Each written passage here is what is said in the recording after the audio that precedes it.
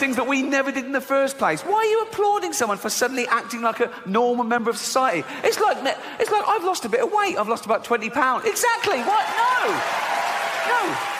You're basically applauding me for only eating as much as I need now. I should have always been doing that.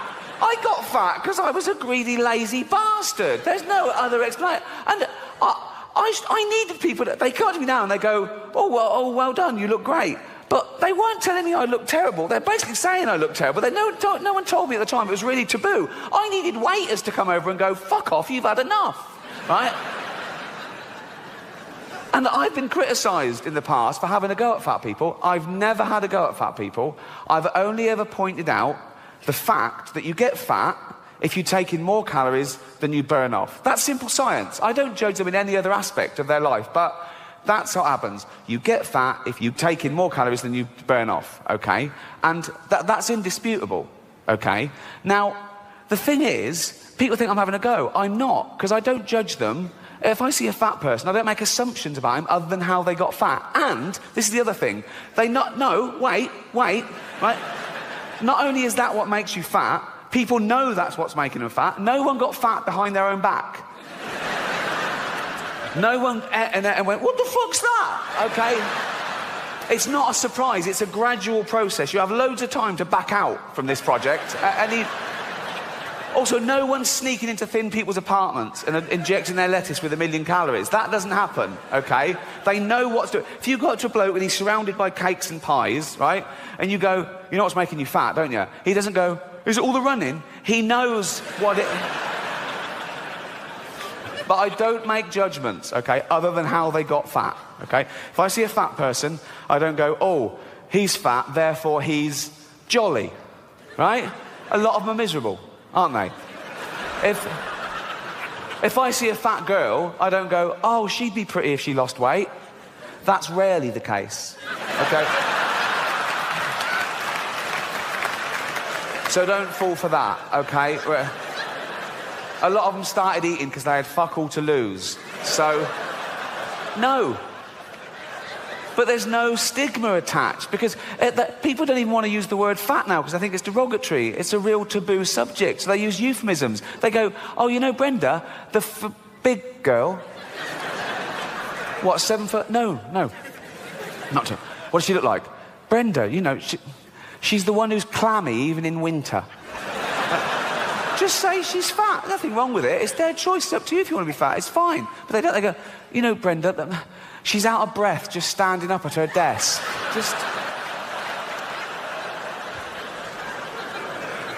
But even though it is their own fault, and it is their own fault, I feel sorry for them, right?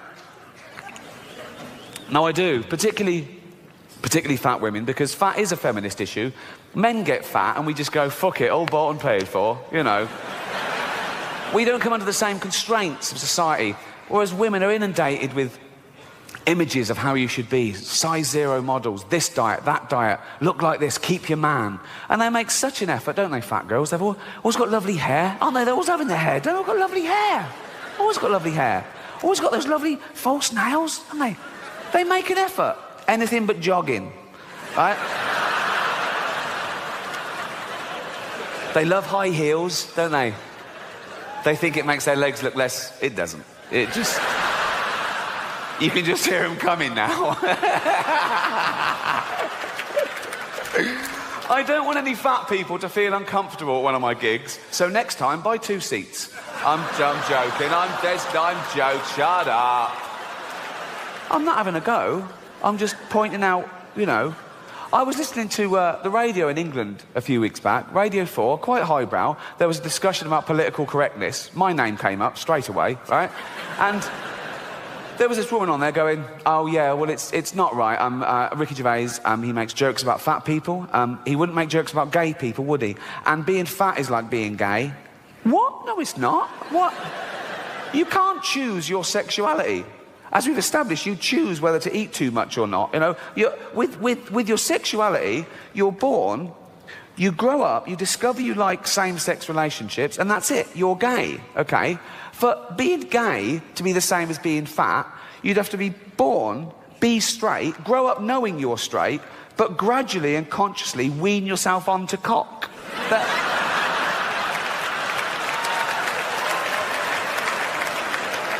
Oh. Happy 16th birthday, son. This is Raoul. Suck his cock. Sorry, father? Suck his cock. 16 now, suck his cock. I'm heterosexual. Oh, with his newfangled words. Suck his cock. Come on. I don't like cock, father. Doesn't like cock. How do you know if you've never tried it? Suck his cock. Suck one cock. Suck. That's not sucking it. That's playing with you. Put it in your mouth. Put it. Look, have a go. You might like it. Oh, it's not so bad, is it? I fucking love these. If that happened, then being gay would be the same as being fat, but it doesn't, so it's not, okay? I was on a plane last year, okay, going from New York to LA, okay? And me and my girlfriend were one side of the plane, there was the aisle, and the other side, there were these two huge fat women, okay? Proper fat. One of them just got on and went, "Can I have a belt extension?" "Yeah, of course you can, you've earned it," right? So, proper. In fact, I was thinking of calling the pilot out and going, "Should one of us swap with one of them? Otherwise, we're just going to Canada." Do you know what I mean? And one of them was even fatter than the other one, okay? And she was there, and she'd got on the plane with one of those takeaway buckets of fast food. Bucket. I mean, there's your first clue. When did that happen? When did fat people just give up? When did they go into a shop and go, "Oh, fuck it, just treat me like a farmyard animal"? Really? Give me it in a bucket. In fact, just strap it to my fucking head and I'll just... A bucket? Really? You want your meal in a bucket? Yes. Right? So, she's there and she's chowing down, right? And I swear, she turns to her fat friend and says, "This is the best fried chicken I've had all day."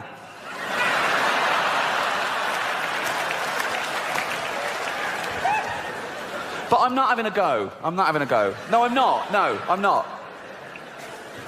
Because even though it is their own fault, and it is their own fault, I don't know if you know this about fat people, they fucking love cake. They love it.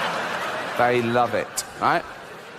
And I blame the food industries, because you go into a supermarket and it's just packed with that stuff. Everything's packed with hydrogenated fats and extra calories and sugar and butter and everything, and they love that, okay? And there's always a big door, isn't there, to a supermarket? It's always... They've got a quadruple door, isn't it? No one's ever been too fat to get through the door of a supermarket, okay? And it opens automatically, so they don't have to waste calories pushing anything. There's just... And it's a good job it opens automatically, because usually it's glass and they can see the pie from down the road and they're in like that. Grazing, right? So, I say, keep the big door. Keep the big door. Sure, keep the big door. Come on, fat people. Come in you go. But when they get in there, it's all fresh fruit and veg. It's all whole grain. It's all stuff that's good for you, okay? Of course they'll be confused at first. They go, "Well, that's not real food to them." They think Brussels sprouts is packaging, right? They're looking, where's the cakes? Where's the cakes? The cakes are over here, but the cakes are through a different door. But this door is human-sized, okay? So now they go, "There's the cakes." They go, "Oh, fuck, I can't get in. I can't get through the fucking door. I can't. And they're starving. I go, "Oh, God, what's this? I've got to eat some, what's this, a banana?" And they go back, "Oh, no, I still can't. Back and have a carrot." They're back and forth for days, and the fat's fallen off them. Soon they can slip through the door and have a cake. They can't get out again. No, but I mean... I don't worry about or rather, I don't worry about being dead, because I won't know about it. That is the best thing about being dead. You don't know. It's the same as being stupid, right? It's only painful for others, right? I worry about how I die. I don't want to die alone in agony, or I don't want to be found in a wardrobe hanging by a belt wearing ladies' tight covered in amyl nitrate. You know what I mean? I'm not into that shit. So if I am found like that, just know that one of my mates has stitched me up, right? No, don't worry. I don't do anything towards not dying, if you know what I mean. I eat and drink too much every day. I've done for 40 years. Day and night, I eat and drink too much. People say to me, Rick, if you gave up the booze, you'd live an extra 10 years. And I go, yeah, but they're the last 10 years. They're the shit years. I don't want them, right? If I gave up booze now and I made it to 80, and someone said, right, you can have an extra 10 years. If I could go, oh, great, I'll have 20 to 30. Okay, that'd be perfect. But no, you've got to have 80 to 90. Have you any idea how awful it is being 90? Right?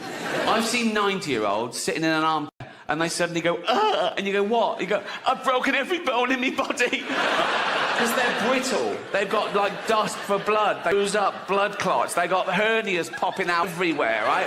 If you're 90 years old and you get to the kitchen bath to make a cup of tea, if you lift that kettle when it's too full, there's a very good chance your stomach will come out of your arsehole. So eat and drink as much as you want and just fucking die, is my advice, right?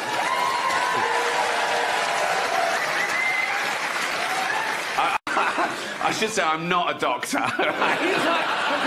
I do see a doctor once a year or once every 2 years after I've medical things like this and TV shows, and I go private. It's 600 quid. It's 3 hours long, but they do blood sample, stool sample, urine sample, ECG, ear, nose, throat, bollocks, the finger, everything, right? And you have to fill out this big form, lifestyle thing. That takes fucking ages, right? And I tell the truth on everything, except units of alcohol. I work those out, then I halve them, right?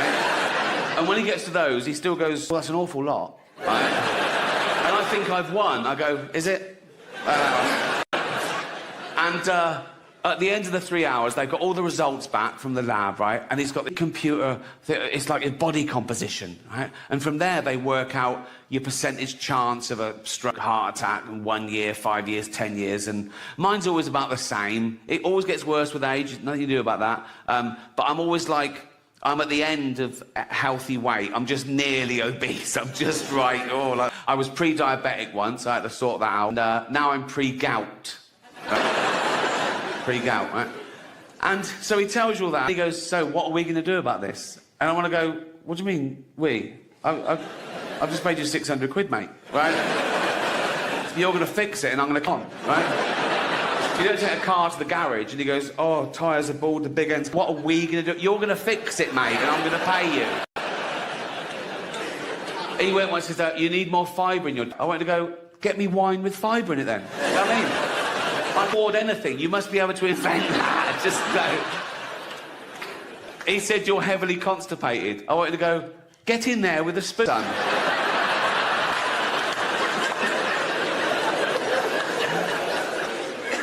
And then they always leave it right to the end. They don't even look. They go, and can I give you a rectal exam? Which means I have to go, yes, please. I want to surprise me on the way out. Do you know what I mean? Bye, bye. Oh, and that's fine. Thank you. But there's a big build-up, right? And as they're washing their hands, they've got to say, would you like a chaperone? No. So you're going to have your finger up my arse, and now you've got a mate watching? No, just do it. And they lay you on this bench, on your back to start with, like pants and trousers round your ankle, knees apart like a little frog, right? And they do the balls first, right? And I'm nervous, a doctor, I'm really nervous, so I've got no balls, right? He has to dig them out like a tortoise's head, you know what I mean? It's just like a little fist of fear down there, right? And I fucking hate it. I go, like that, right? It's horrible, right? And then when they turn you on the side and lube you up, go the finger up the arse, that's great, you know. Not great, that's not why I go, but it's... me again, you were here yesterday, come on, come on. But this one time, it was an old man, and it was still a doctor, not just an old man. Doctor said he couldn't make it, so I thought I'd have a go, right? There was a sort of like old school GP, he was about 75, little shirt, tweed jacket, right? And he was sitting on an armchair, right? And he didn't put me on the bench, I was standing up. And he went, oh, just pop your pants and trousers down, right? So he was a little like that, so he was like head height to my balls, right? And I say, I'm nervous, doctor, so I jabber, I talk. I think if I put them off, they won't find the cancer. You know what I mean?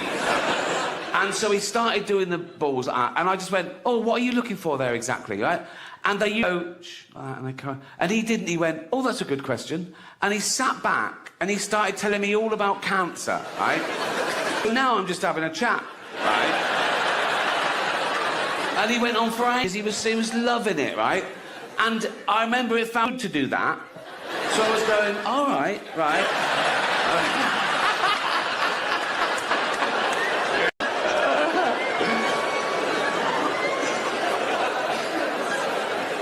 I do work out. I actually joined a gym. Literally on my road, I discovered. I've got a gym in, so I got bored with that. But I thought, if I join a gym, if I pay in advance, like pay a year in advance, right, then I'll try and get value for money, and that'll make me go. Then I remembered, oh, I'm fucking rich. You know what I mean? I could join a different gym every for an hour. Just go along and go, there's £2,000. I go, see you tomorrow. I go, you'll never see me again. And I go about once a month, and I sort of do 10 minutes on the machine, sort of run home like that, right? I don't use the changing rooms there. I've got a thing about changing rooms, public changing rooms. I always have. I know. I tell you, I don't know if it's the same in ladies' changing rooms, but men are so proud of their offal, right? If I'm in a public place, shower, right, 1 minute, towel, corner, pants on, right? Blokes walking around naked before the shower, talking to each other, like that, after the shower. There was one bloke in the shower, way too late, which is ages, right? And he got out, no towel, just dripping wet, just went up to the mirror and started doing his hair first.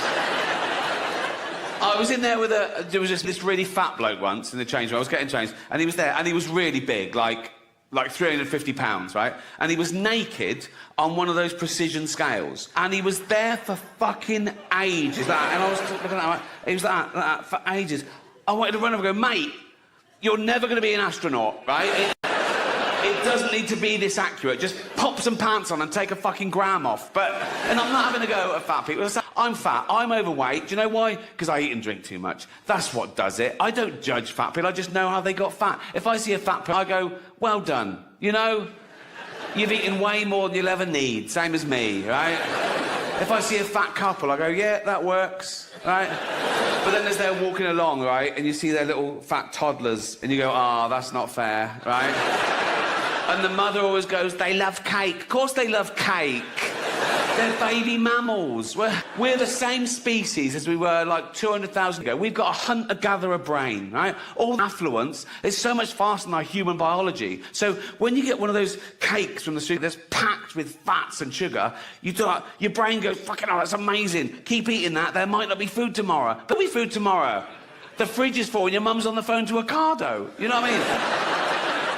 Now, there's even a stigma, like doctors get in trouble for saying you're overweight or obese. They go, no, that's a political thing. No, it's like fat shaming. It's not fat, you don't get cancer shaming. He's trying to save your life, right? There was a school to ban the word obese because they said it was derogatory to, I don't know what to call them, round children, right? But that's the polite word. That's the word we invented, so we didn't say fat little fucker. Don't keep changing words because one person gets offended. Also, fat people aren't offended by the word obese. They did it all. They're happy with it. They're jolly, aren't they? They're jolly. You know, you see a fat people go, all right, fatty. Yeah, yeah. Oh, yeah. Bloop, bloop, bloop. Yeah. And they go to the doctor, come in. Doctor goes, fuck me. Oh. Am I obese? No, you're morbidly obese. What does that mean? Means you're going to die of it. Oh, does it? All right. What, straight away or? No. You've got diabetes, so you're having your legs amputated. And then if you carry on, you'll die later of like stroke and respiratory, heart failure. So, is there anything I can do? Oh, yeah, of course there is. You could start working out and eat healthy, you'll be right. Oh, right. But you won't, will you? No. And I feel sorry for them, even though they're fault. When you see one of those documentaries on telly, like The 600-Pound Man or something, and he's being out of his house to go to hospital, right? Or dangling from a crane, right? Right? And you see a film crew, right? You know you fucked it.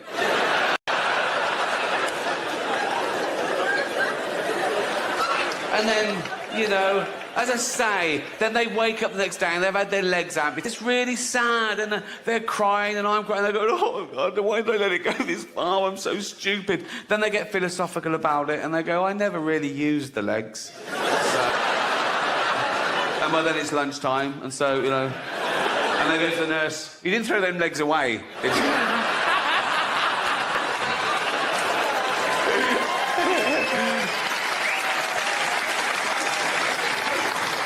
Everyone is entitled to their opinion.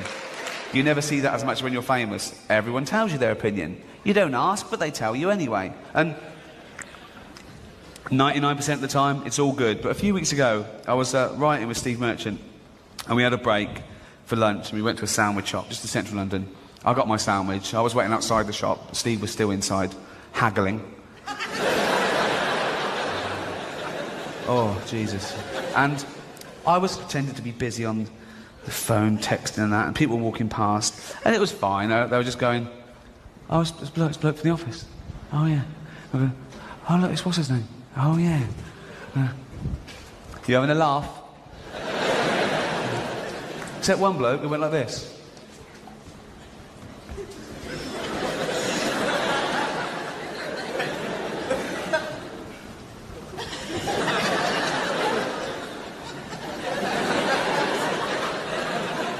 I'm there.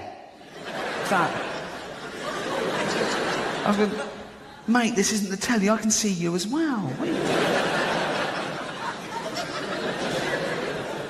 doing? And he decided to come over.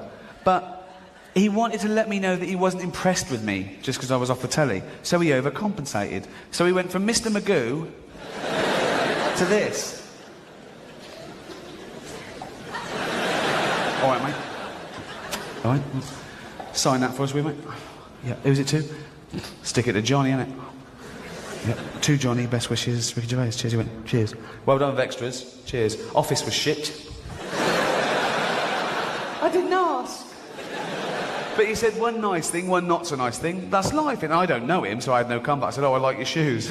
But your glasses make you look like a cunt. They did. They really did. And he was smaller than me. When someone says to me about another comedian, they say, oh, they're not funny. Even if I agree with them, I stand up and I say, well, you can't say that. You've got to say, you don't find them funny, you know. And I hate it when people say, that joke was offensive. I gotta say, no, you've got to say, you found it offensive. Because it's all about feelings, and feelings are personal. And there's loads of types of comedy, and comedy evolves, you know. There's a new type of comedy at the moment called woke comedy, right? No, it's very progressive, you know. There are some clubs now where the comedian has to sign a thing saying he won't say anything contentious or he won't say anything that could offend anyone. It's a safe space for the audience. Woke comedy. And I tried to watch a bit of it, and I decided I'd rather watch Louis C.K. masturbate. Can't mention him anymore. He's cancelled. Not enough to apologise and move on. You've got to... And the big controversy last time I did it was a Caitlyn Jenner joke, right? Oh, outrage on Twitter the next day. And by outrage, I mean a couple of people going, it was transphobic. It wasn't transphobic in the slightest. It was a joke about a trans person, but the joke had nothing to do with that aspect of her existence. And that's the other thing about offence. People get offended when they mistake the subject of a joke with the actual target, and they're not necessarily the same. I'll tell you the joke. You make your own minds up. Right. So...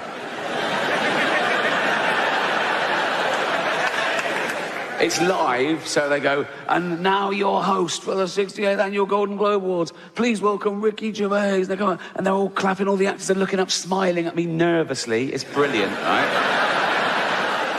So I just go, relax, I'm going to be nice tonight. I've changed. Not as much as Bruce Jenner. But if you're the type of person to revel in someone getting cancelled for something they said 10 years ago, you're just ensuring that one day you'll be cancelled for something you said today. You can't predict what will be offensive in the future. You don't know who the dominant mob will be. You know, like, the worst thing you can say today, get you cancelled on Twitter, death threats, whatever, the worst thing you can say today is, women don't have penises, right? Now, no one saw that coming. There are no 10-year-old tweets of people saying... You won't find a 10-year-old tweet of someone saying women don't have penises. Do you know why? We didn't think we fucking had to. Try and explain to someone every day what freedom of speech means, particularly in the context of comedy, and particularly in the context of a joke, that a joke about a bad thing isn't as bad as the bad thing. It's not even necessarily condoning the bad thing. It could be anti the bad thing. It depends on the actual joke. And this woman said, you should never make jokes about food allergies. I should have left it, right? I sent back, I make jokes about AIDS, cancer, famine, and the Holocaust, right? And you're telling me I should never joke about food allergies. She sent back, yes, but the Holocaust didn't kill children. Well, it did, didn't it? It was horrible, the Holocaust. Some would say as bad as food allergies. Oh, women. Not all women. I mean the old-fashioned ones. You know, the old-fashioned women. Oh, God. You know, the ones with wombs. Oh. Those fucking dinosaurs. Oh. No, I love the new women. I know the new women. They're great, aren't they? You know, the new ones we've been seeing lately. The ones with beards and cocks. They're as good as... They're as good as gold. I love them. No, it's the old-fashioned. And now the old-fashioned, they go like, oh, they want to use our toilets. Why shouldn't they use your toilets? For ladies. They are ladies. Look at their pronouns. What about this person that isn't a lady? Well, his penis. Her penis, you fucking bigot.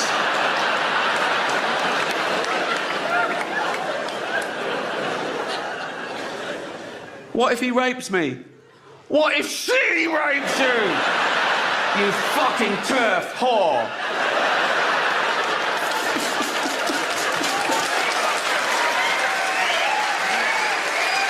Welcome to my show. It's not a show. There's no dancers or jugglers. It's basically a bloke talking, which is essentially what stand-up comedy is, isn't it? A bloke talking. Sexist. What about all the funny female comedians? Like, No. Right. No. I'm not doing that. OK, right.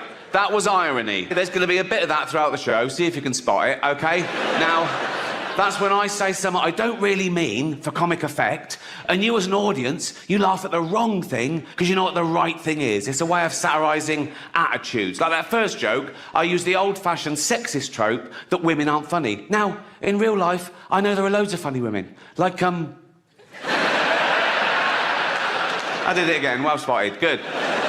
But these people are virtue signalling. They're trying to bring people down to raise their own status. And they say it's because, no, we're protecting minorities. Like, they're basically saying minorities haven't got a sense of humour, which is so patronising. And I get that as well, to what it's like to be outnumbered. In this country, we're still only 5% black, 5% Asian, 5% LGBTQ, you know, tiny numbers. Now, I'm a white, heterosexual multi-millionaire, right? There's less than 1% of us.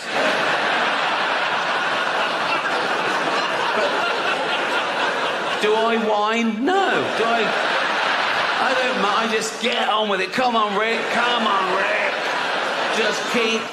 I'm like Rosa Parks. Do you know what I mean? I'm like... Except I fought for the right to never have to take a seat on a bus. But...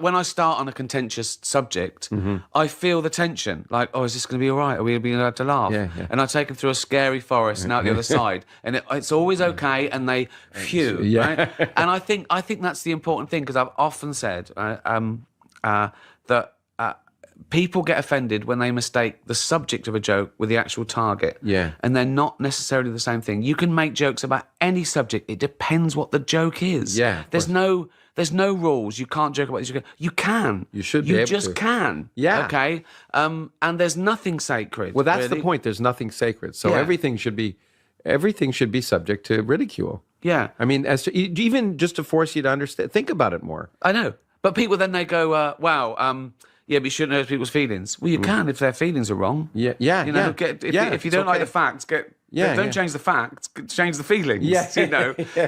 I did think of adopting for a while, a little third world child, because that would tick all 3 boxes, wouldn't it? You know, you think of it like, 1, I wouldn't be adding to the population problem. I'd be alleviating an existing problem. A young kid born through no fault of his own into abject poverty. He would have died without me. I can literally save his life and give him a great upbringing. Right. 2, he would be grateful, wouldn't he?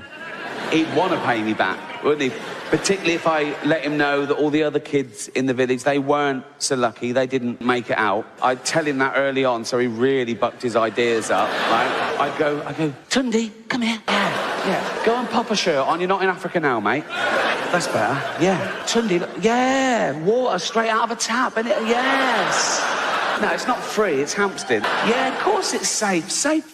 Fresh drinking water. Have as much as you want. Have a bucket full. Straight out of that fresh drinking water. There you go. Go and clean the car. Go on. Wow, I really up here. Well,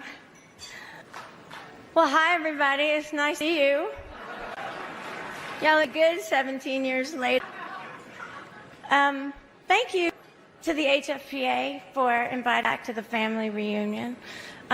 Especially with all these extraordinary ladies this year. And your work moves me. It's mirroring for y'all from theater seat a long time. 2,000 years later. Who thanks their age? Kevin Huvain, Ryan Lord, Peter Levine, Perna, Dom, Macy, John Carabino. My partners in crime, I have to thank you, me, that the top doesn't matter. 6.5 hours later. It's journey that matters. And the work that matters. Thank you for all, and just do the work, Renee, just do the work. Thank you. A few inches later. Yes. Rupert Gould, brilliant director, thank you. Thank you to David Levine for that first call. A lot of people, I'm Ryan Squeeze It, BBC Films for Mitt. Gosh, Jeremy, for all the aesthetics, you were just incredible. Maestro, Eric Vitro, Garona, Jeff Foster, Paul, you guys kicking me in the pants, make me try a little bit harder. Jesse Buckley. Many months later. Finn Whitrock, and I have to tell you, celebrating one of the great icons of our time with you has been one of the great life blessings. And the conversations I've had with people internationally who just want to express their love for Judy Garland tell about the great personal significance of her legacy and her humanity has been a great reminder that the choices that we make matter, what make matters, and how we choose to honor each other in our lifetime can matter a great deal in the road. Thank you so much, everybody. It's nice to see you. I'm on. Thank you. Kill me. We're nearly done. I'm about to end this man's whole career. Jesus. 3, it's already. Right, Thank you. Thank you so much. Not too over the top, is it? Spent the entire budget on that. Just me and a microphone now. Look, not even a coat hook. Unbelievable. Oh, it is fantastic to be here in the greatest city in the world. Thank you so much. Oh, this is my second night in New York. I did a few gigs in Los Angeles, but a lot of those we donated the money to the American Cancer Society. So this is better because I keep all the money. So, but we did raise thousands of dollars or hundreds of pounds, whichever way. What's it like being a third world country? Oh, dear. I know what you're thinking straight away. Ricky Gervais, are you still doing stuff for charity? Shut up. No, don't. What? I do too much. No, I don't. What? How much did I raise for cancer alone last year? It doesn't matter. Why is it? What? Give us a ballpark figure. Millions. Millions. And they are welcome to it. But I will say this, if I ever get cancer myself, I'm going to walk into the nearest hospital and go, right, I paid for that machine. Get that little bald fucker off it. Talking of little bald fuckers, I did the teenage cancer gig last year. What? At the Royal Albert Hall. I'd done it before, I did it in 2006. But they called again last year. We're still ill. Okay, you lasted. No, it's a great gig. And the teenagers with cancer getting free and everything. That's the sort of guy I am. And they sit in the front row. Oh, lucky little... And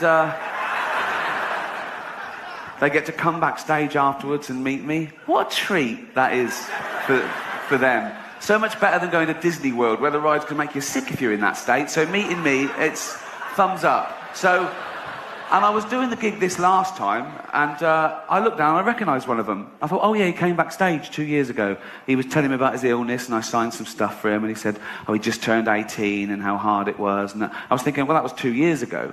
So now he must be 20. So how the fuck is he still a teenager? Lying little shit. He wasn't lying about the cancer. He was riddled with it. It hurt him to laugh, but he shouldn't...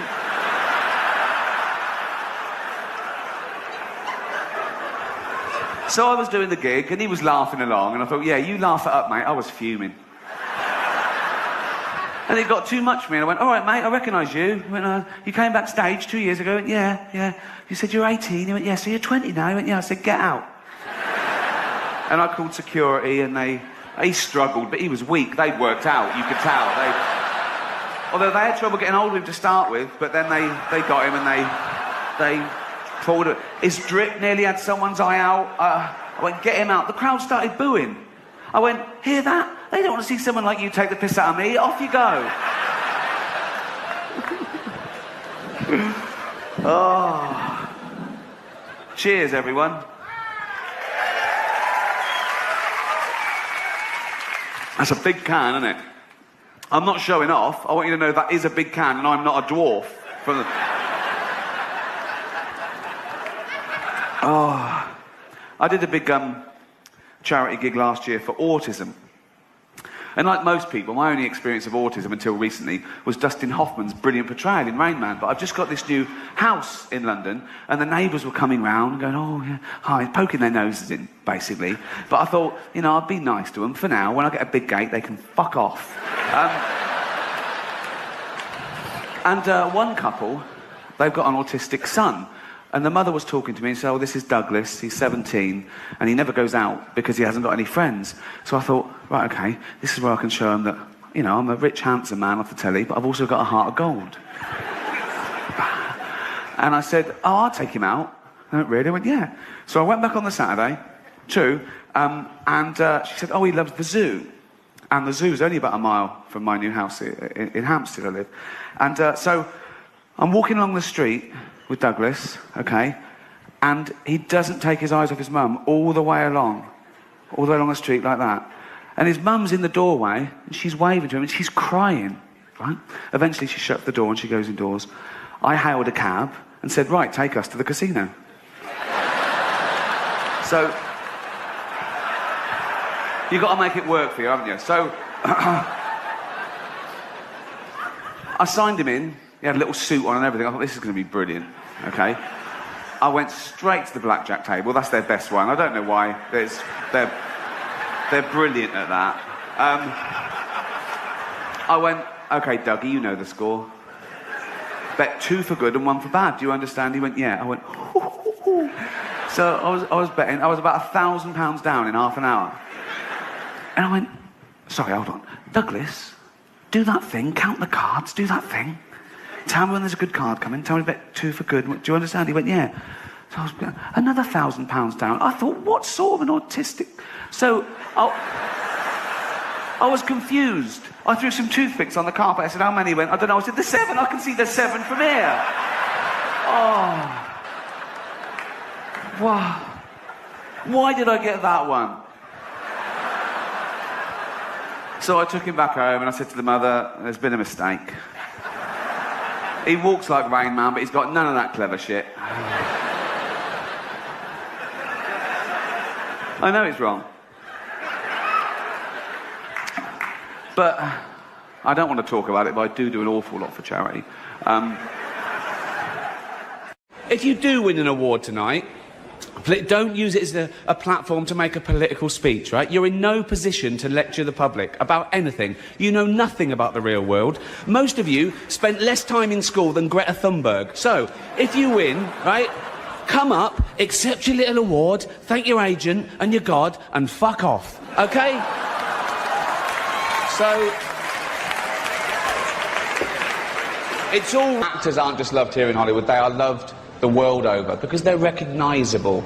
You can be anywhere. You could be in the third world, okay, and you get a glimpse of a Hollywood star, and it makes you feel better, okay? You could be a little child, a little Asian child, with no possessions and no money, but you see a picture of Angelina Jolie, and you think, oh, Mummy. There were a lot of big films that didn't get nominated this year. Nothing for Sex and the City 2. No, I wish the Golden Globe for special effects would go to the team that airbrushed that poster. Well, God, girls, we know how old you are. I saw one of you in an episode of Bonanza. Serious note, just looking at all the faces here reminds me of some of the great work that's been done this year. All dolled up, you came here in your limos. I came here in a limo tonight, and the licence plate was made by Felicity Huffman. So, no. It's her daughter I feel sorry for, okay? That must be the most embarrassing thing that's ever happened to her. And her dad was in Wild Hogs. So, but as I say, I'm going to be nice tonight. I've changed. Not as much as Bruce Jenner, obviously. Now Caitlyn Jenner, of course. What a year she's had. She became a role model for trans people everywhere, showing great bravery in breaking down barriers and destroying stereotypes. She didn't do a lot for women drivers, but... In a little while, we're going to see a short clip from The Irishman. It's 88 minutes long. It was a big year for 3D movies. Toy Story, Despicable Me, Tron. Seems like everything this year was three-dimensional. Except the characters in The Tourist. I feel bad about that joke. No, I'll tell you why. I'm jumping on the bandwagon, because I haven't even seen The Tourist. Who has? But no. Our next presenters are 2 of the funniest people in America. She stole the show on Saturday Night Live, then went on to create, write and star in her own show, 30 Rock. He was a jobbing actor, career not going that well if I'm being totally honest, who got his big break when I cast him in a remake of a show that I created called The Office. He's now leaving that show and killing a cash cow for both of us. Please welcome the wonderful Tina Fey and the ungrateful Steve Carell!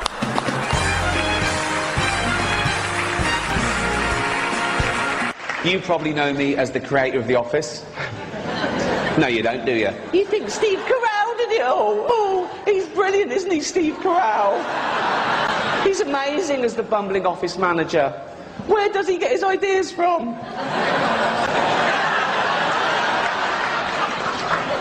Let's play. Talking of all you perverts, it was a big year. It was a big year for paedophile movies. Surviving R. Kelly, Leaving Neverland, 2 Popes. Shut up. Shut up. I don't care. I don't care. Our next presenter is the star of the hilarious comedy The Martian.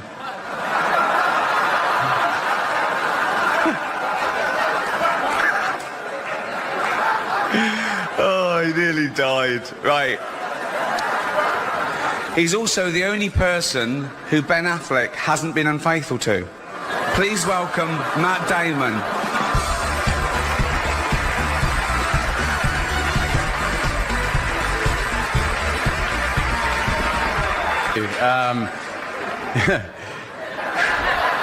I'd like to quash this ridiculous rumour going around that the only reason The Tourist was nominated was so the Hollywood foreign press could hang out with Johnny Depp and Angelina Jolie. That is rubbish. That is not the only reason. They also accepted bribes. No one cares about movies anymore. No one goes to the cinema. No one really watches network TV. Everyone's watching Netflix.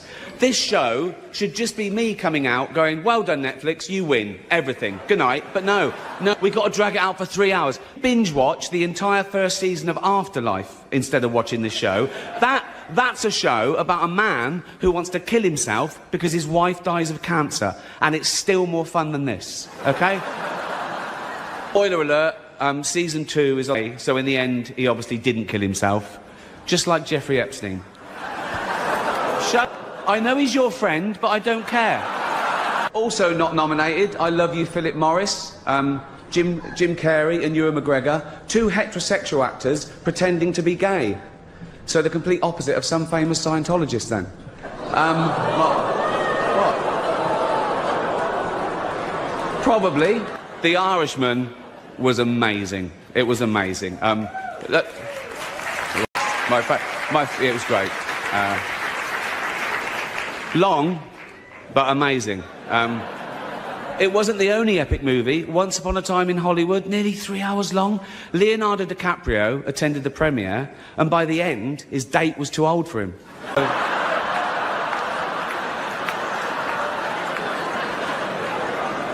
Even Prince Andrew's like, come on, Leo, mate, you know. You're nearly 50, son. Our next presenter is the Queen of Pop. Not you, Alton. Sit down. She's all woman. I'll give you some clues. She's always Vogue. She's a material girl. And she's just like a virgin. Please welcome Madonna.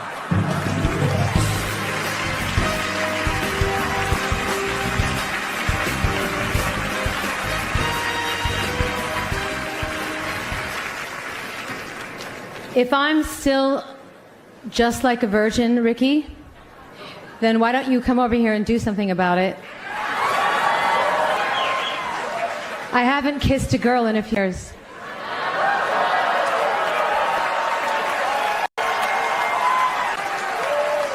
On TV.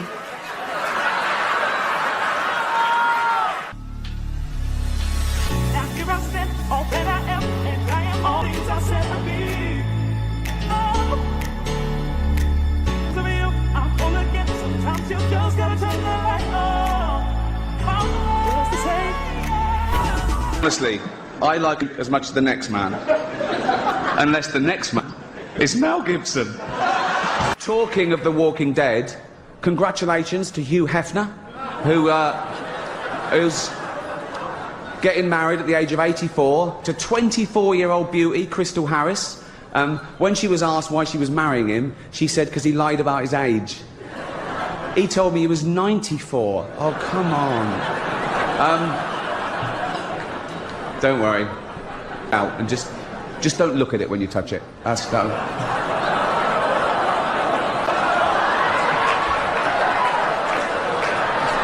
One thing that can't be bought is a Golden Globe.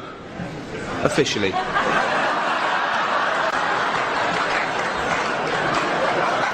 I'm not going to do this again anyway.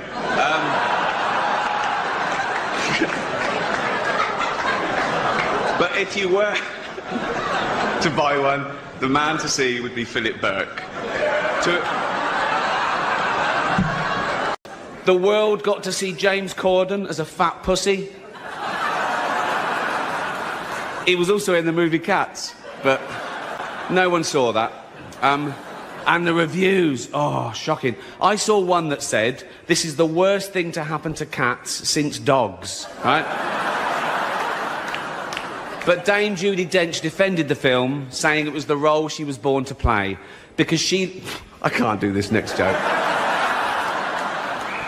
Because she loves better than plonking herself down on the carpet, lifting her leg and licking her own minge.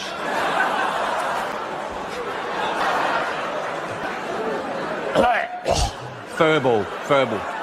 She's old school. It's the last time, who cares? Our first presenter is beautiful, talented, and Jewish, apparently. Mel Gibson told me that. He's obsessed. Please welcome Scarlett Johansson.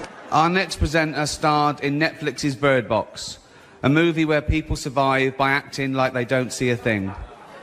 Sort of like working for Harvey Weinstein. You did it. I didn't. You did it. Shut the fuck up. Space travel, the last-ditch attempt. When we fuck this planet completely, can we leave its dying husk and move to a new one and start again? I don't think so. Not in my lifetime. Probably not in yours. You know, it's like the closest one, the only one viable, is Mars, and that's 9 months away on a rocket. Right? No atmosphere, an average temperature -70 degrees. How's this for irony? Scientists working out whether they can detonate nuclear warheads in the crust to release the frozen water to cause an atmosphere and get a little bit of global warming going. I mean, but I don't know. It's only billionaires have got enough money to wait and exploit. There's nothing out there, you know. It's like, now you can do space tourism. You can pay $150,000, take you into space for an hour, and you float around and go, I'm in space. I mean, we're already in space. Earth is right in the fucking middle of space, right? It's the best bit of space there is. It's car parks and cinemas. It's like there's nothing else to see. It's like living in London. I wonder what Coventry's like. You don't...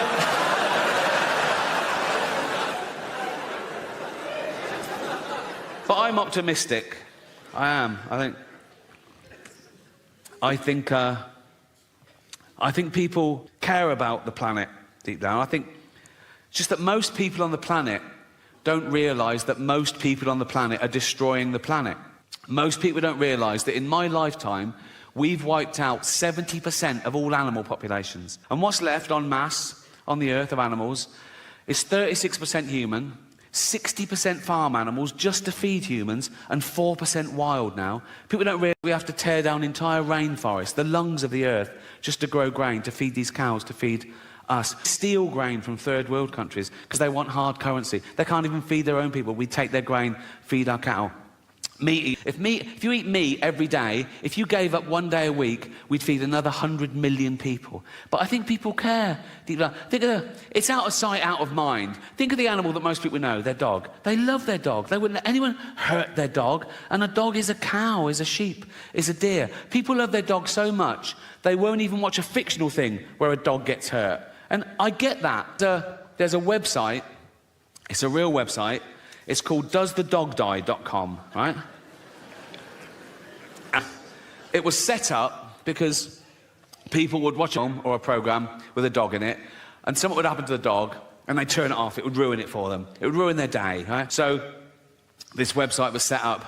You could go to it, you could put in any film or TV show and ask, does a dog die? And someone would answer you, no. And it's become a thing for anyone's phobias. Anything you don't want to see in a film, you just look up the film and they answer your question, right? So I looked up one film on here, Schindler's List.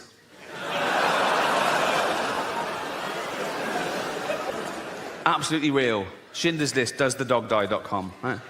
First question, does a dog die? No. Does a cat die? No. Are any animals abused? Someone answers, there is a chicken that's handled roughly, but otherwise unharmed. Now, I love animals more than anyone I know, but if I was Jewish, slightly offended by this avenue of questioning, in real life, imagine someone says, oh, yeah, my grandparents were murdered by the Nazis. You go, oh, what happened? Oh, they were dragged from their house and sent to the gas chamber. Oh, was a chicken hurt? What?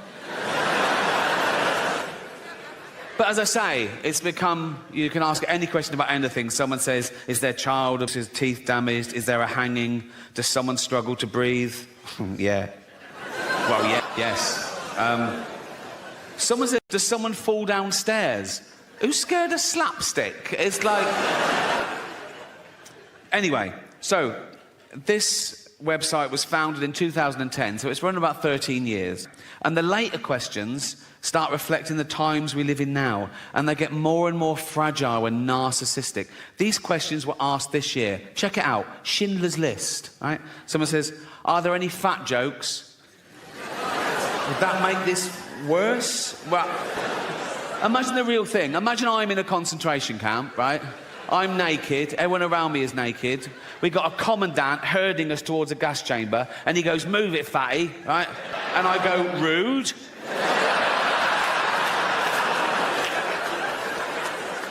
No, that has ruined the whole experience, if I'm honest.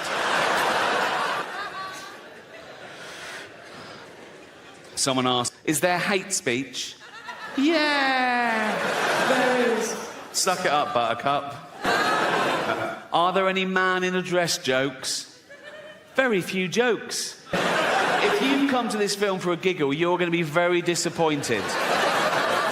This one takes the biscuit for me. Remember, this is a movie set in the 1940s, arguably the worst atrocity in civilised human history. Check this out. Is someone misgendered?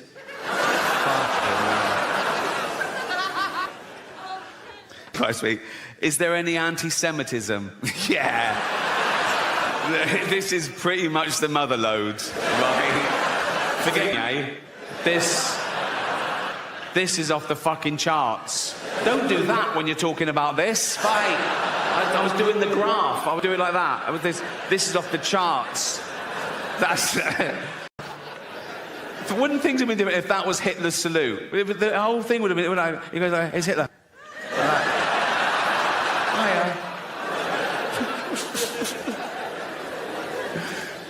This is interesting. Does it have a sad ending? Right?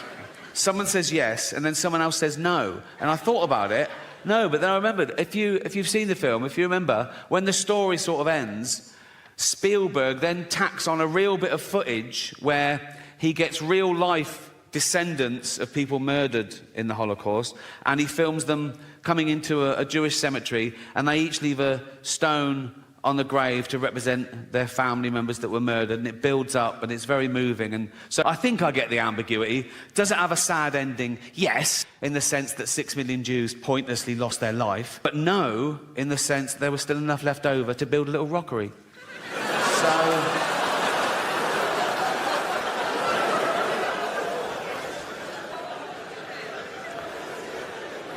I asked one question myself on this. Is James Corden in it?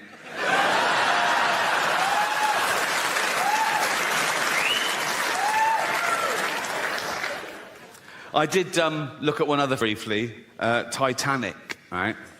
And it's got all the same sort of question. The one where it goes, are any animals harmed? Someone answers, there were no explicit scenes of animals being harmed, but Rose did have a goldfish, which probably didn't get. I think the goldfish in the bowl on the sideboard when the boat hits the iceberg, and he's all like that, right? And people are running around going, we're going in the water. And he's all smug then, and he's going, don't worry about it. Oh, no, not water. Oh. Then he gets in the sea and he goes, it's very salty, isn't it? It's very salty. Thank you so much. Thank you so much. Thank you. Thank you so much. Thank you. Thank you so much for... You don't get an encore in any other profession, do you? If a builder does a good job and he leaves, you go, come back. What? Come back. What? All right. Good job I left a bit. I was talking about rumour and gossip and stuff, and I don't buy into it. I read something about someone, I go, well, that's interesting, and I think it might not be true. And so I never pass it on. I never pass on sort of small talk and gossip. But I witnessed this, so I think I can share this with you. Me and my girlfriend went along to the final 6 of the X Factor last year. And it's in a studio in Wembley. And we got there, and we were greeted by this bloke with a sort of headset and a clipboard. He went, hi, Ricky, thanks for coming. There's some other celebrities in. Oh, for fuck's sake. I said, can I just go right at the back? He went, yeah, sure. Went at the back with the other celebrities. So... it was fine. We were right at the back. My girlfriend there, me was there. About a yard away, Chris Tarrant and his daughter, and in front of them, Aldo Zilli, the chef, and his wife. And They stand you up when each act comes on, and you clap, and that's it. But I don't know if Chris and Aldo had met before that evening, but they were getting on like a house on fire. They were, honestly, Aldo kept looking round, Chris was making him laugh, they were having a laugh, they were standing up, they were dancing along. Chris had his best sort of lilac jacket on, he's pushed it right up to the elbows like that. Yeah. And Ben did a Joe Cocker number, and Chris was sort of doing the actions, and Aldo was turning around and laughing. They were, oh, bless them. And it really is live, so in the ad break, nothing happens really. The judges get powdered, well, Simon does, and the warm-up man was going into the audience, keeping them amused. And on the night I was there, he probably does it every week, but he was saying, has anyone got any questions for the judges? And he went, little girl there with her hand up. How old are you, darling? 7. What's your name? Sarah. What's your question? For Simon. Simon, why do you smoke? Good question. Yes, Simon, why do you smoke? The girl was going, why do you smoke? And Simon went, smoking's good for you, dear. And they went, oh, God, oh. He went, back in 3, 2, 1. Okay? Next ad break, he goes, lady there with her hand up. What's your name? Emma. Where are you from? Essex. What's your question? Simon, will you marry me? And Simon went, why not? And they were, like, okay. As he was walking back, we saw Louis Walsh just tap his arm like that and show him something. And he went, what? Chris Tarrant's got a question. It was back in 3, 2, 1. And me and my girlfriend looked at each other and we thought, brilliant. Sometime before the show, Louis Walsh and Chris Tarrant, they got together. Chris is going to ask a question. It's going to be a cheeky question to the judges. They're going to love it. The audience are going to love it. They're going to carry him down the street and he's going to be back.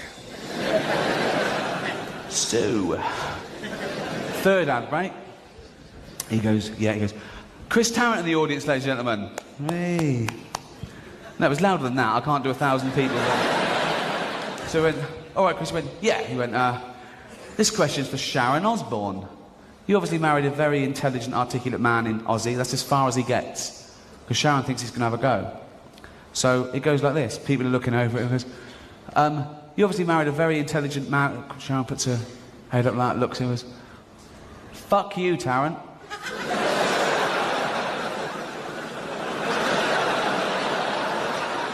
Everyone went, what?